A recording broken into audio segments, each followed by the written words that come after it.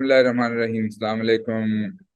As continuation of my video series and as continuation of my introduction, I have been instrumental in organizing and conducting national level oncology courses, introducing orthopedic oncology to our fraternity, both faculty, residents, and fellows.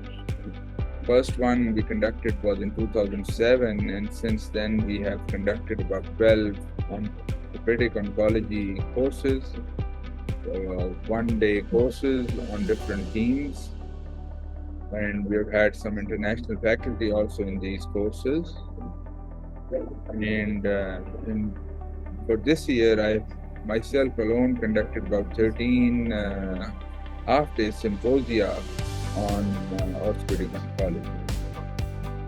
As part of my vision of POA, and when I'm elected to the post of president, and I think we need to collect donations.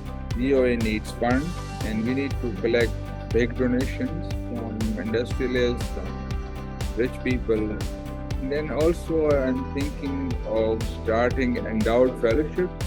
Very rich senior orthopedic faculty can participate, very rich senior industrialists can participate and donate.